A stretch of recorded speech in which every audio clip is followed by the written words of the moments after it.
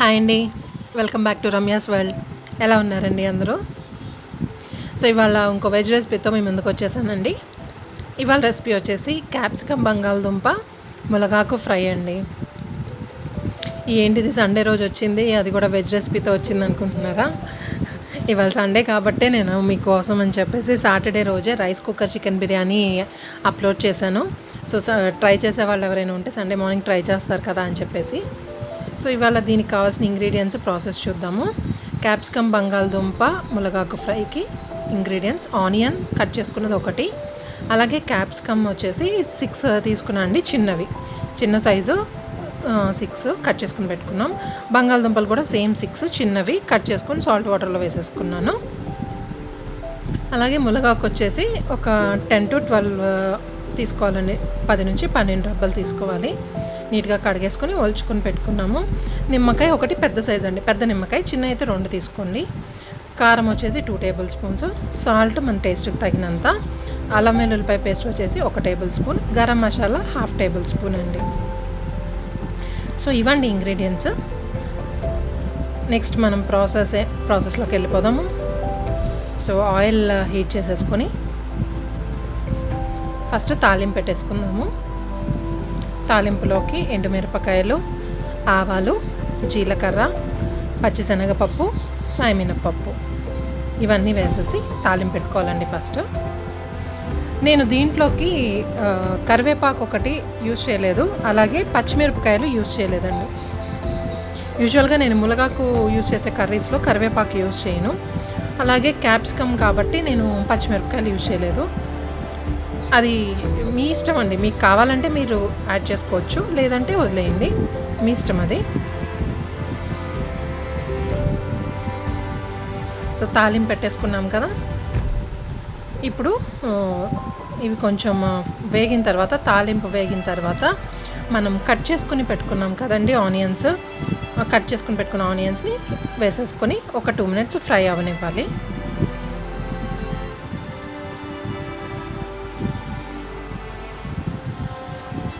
ఇవాళ Sunday specials అందరిళ్ళలో ఏంటండి, ఒక్కొక్కళ్ళ ఇంట్లో ఒక్కొక్క స్పెషల్ ఉంటుంది.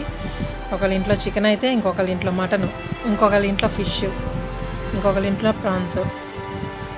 అందరి ఇళ్ళలోంచి గుమ్మగుమ్మలు ఆడుతూ ఉంటుంది సండే మాత్రం, మంచి మంచి వాసనలు వస్తూ ఉంటాయి. మా ఇంట్లో మాత్రం ఇవాళ పోర్క్ అండి, చాలా బాగా వచ్చింది పోర్క్ ఫ్రై. రెసిపీ మీకు త్వరలోనే అప్లోడ్ చేస్తాను.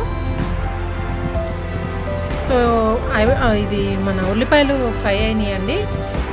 కొంచెం ఒక 2 minutes ఫ్రై అయిన తర్వాత మన పసుపు వేసుకుని ఇంకొక 2 to 3 minutes ఫ్రై చేసుకుంటే గోల్డెన్ బ్రౌన్ కలర్ వస్తుందన్నమాట ఉల్లిపాయ. సో ఆ గోల్డెన్ బ్రౌన్ కలర్ వచ్చిన తర్వాత చూసారా వచ్చేసింది. సో ఇప్పుడు ఏం చేయాలంటే ములగాకు మనం ఒలుచుకొని పెట్టుకున్నాం కదా, ఆ ములగాకు వేసేసుకుని బాగా కలుపుకొని, బాగా కలిసిన తర్వాత ఒక 2 minutes అండి, ఎక్కువసేపు అవసరం లేదు, జస్ట్ 2 minutes కలిసిన తర్వాత ఫ్రై అవ్వనివ్వండి.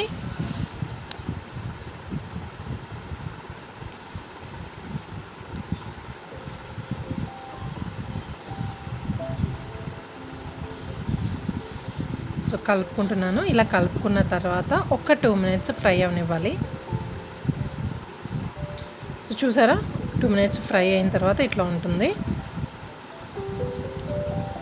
ఇప్పుడు ఏం చేయాలంటే దీంట్లో అల్లం వెల్లుల్లిపాయ పేస్ట్ ఉంది కదా, 1 స్పూన్ అల్లం వెల్లుల్లిపాయ పేస్ట్ యాడ్ చేసేసుకుని అది పచ్చి వాసన పోయే వరకు కొంచెం ఫ్రై అవ్వనివ్వండి. మనకి మన నాన్ వెజ్ కూరల్లో అంత తెలియదు, కానీ కొంచెం లైట్గా వేగకపోయినా వెజ్ కూరల్లో అయితే బాగా పట్టేస్తాము. సో బాగా ఫ్రై అవ్వనివ్వండి. అది ఫ్రై అయిన తర్వాత క్యాప్సికమ్ కూడా వేసేసుకుని కలుపుకోండి. యూజువల్గా క్యాప్సికము కర్రీస్ నాకు తెలిసి నేను చూసిన వాళ్ళు చాలామంది పప్పుల పొడి అది వేస్తారు, టమాటా ఒకటి వేస్తారు, అదంత బాగోదు. బట్ పప్పుల పొడి వేసి చేసిన క్యాప్సికమ్ బాగుంటుంది. సో ఇది కూడా ఒకటి ట్రై చేయండి, చాలా బాగుంటుంది, చాలా మంచి టేస్ట్ కూడా వస్తుంది. పిల్లలు ఏంటి పెద్దవాళ్ళు ఏంటి అందరూ ఇష్టపడతారు, టేస్ట్ చాలా బాగుంటుంది.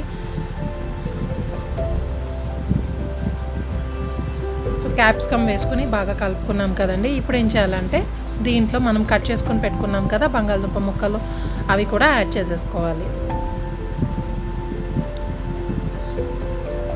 యాడ్ చేసేసుకొని బాగా కలుపుకోవాలండి. దీంట్లో మనం ములగాకు వేసాం కదా, యాక్చువల్గా ములగాకు దొరకని వాళ్ళు కానీ లేదంటే ఇష్టపడని వాళ్ళు ఉండరు అనుకుంటున్నాను. బట్ ఒకవేళ ఉంటే కనుక వాళ్ళైనా సరే, లేదంటే దొరకని వాళ్ళు, అవైలబిలిటీ దొరకని వాళ్ళైనా సరే ఏం చేస్తారంటే, మనకి మెంతికూర దొరుకుతుంది కదా మార్కెట్లో, మెంతికూర వేసుకోండి. ములగాకు ప్లేస్లో మెంతికూర వేసుకొని ట్రై చేయండి. అది కూడా చాలా బాగుంటుంది, టేస్ట్ బాగుంటుంది, అట్లాగే మంచిది కూడా మెంతికూర. సో మెంతికూర కూడా ట్రై చేయొచ్చండి దీంట్లో. మిగతా ఆకుకూరలు అంత బాగోవు, మెంతికూర మాత్రం బాగుంటుంది దీంట్లోకి.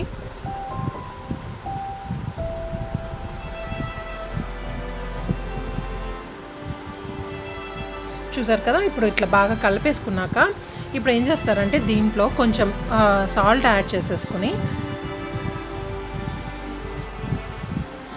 మూత పెట్టేసేసి కుక్ అవనివ్వండి. దీనికి వాటర్ యాడ్ చేయొద్దండి. వాటర్ లేకుండా మనకి వెజిటబుల్స్ నుంచి వచ్చే వాటరే సరిపోతుంది, వాటితోనే అవి కుక్ అయిపోతాయి. కాబట్టి వాటర్ యాడ్ చేయొద్దు, జస్ట్ మనం సాల్ట్ మాత్రం యాడ్ చేసుకుని మనం మీడియం ఫ్లేమ్లో మూత పెట్టేసి కుక్ అవనివ్వండి.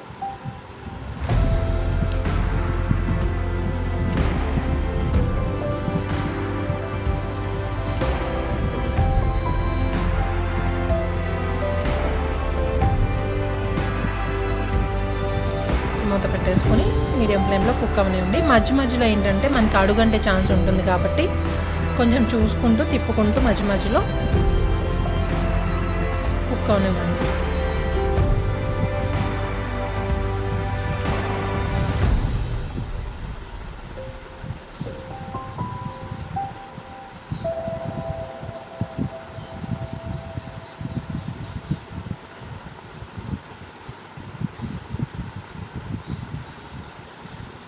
చూసారు కదా, ఇట్లాగా ఇది హాఫ్ బాయిల్ అయింది, ఇంకా సగం ఉడకాలి.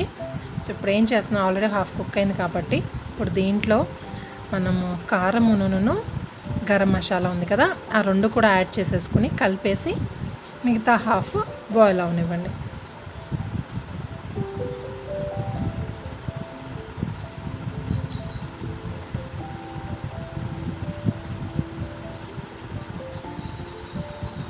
చూసారా, బాయిల్ అయిపోయిందండి. బంగాళదుంప ఉడికిపోయింది. క్యాప్సికమ్ బంగాళదుంప కంటే ముందే మగ్గిపోతుంది. సో క్యాప్సికమ్ అంత బాయిల్ అయిపోయింది, అలాగే బంగాళదుంప కూడా బాయిల్ అయిపోయింది. సో రెడీ అయిపోయింది. కానీ దీంట్లో ఒక లాస్ట్ ఇంగ్రీడియంట్ యాడ్ చేయాలి. అదేంటంటే మనం ఇందాక పెట్టుకున్నాం కదా ఒక నిమ్మకాయ, పెద్ద నిమ్మకాయ, అదే చిన్నదైతే 2 తీసుకోమని చెప్పాను కదా. సో ఆ నిమ్మకాయని జ్యూస్ తీసేసుకుని ఆ జ్యూస్ ఇప్పుడు లాస్ట్కి దీంట్లో కలుపుకోండి. ఇది అసలు ఈ కర్రీకి మెయిన్ ఇంగ్రీడియంట్ ఇదండి, మంచి ఫ్లేవర్ వస్తుంది. పులుపు పడని వాళ్ళు ఎవరైనా ఉంటే అవాయిడ్ చేసేసుకోండి, లేకపోయినా పర్వాలేదు. బట్ దీంతో టేస్ట్ చాలా బాగుంటుంది. సో పులుపు పడని వాళ్ళు, గ్యాస్ట్రిక్ ప్రాబ్లం ఉన్న వాళ్ళు ఉంటారు, పులుపు పడని వాళ్ళు అవాయిడ్ చేసేయండి. సో నిమ్మకాయ పిండుకున్నాక ఒక 2 minutes కలుపుకొని స్టవ్ ఆఫ్ చేసేసి గిన్నెలోకి తీసేసుకోండి. సో రెడీ అయిపోయిందండి వేడి వేడి క్యాప్సికమ్ బంగాళదుంప ములగాకు ఫ్రై.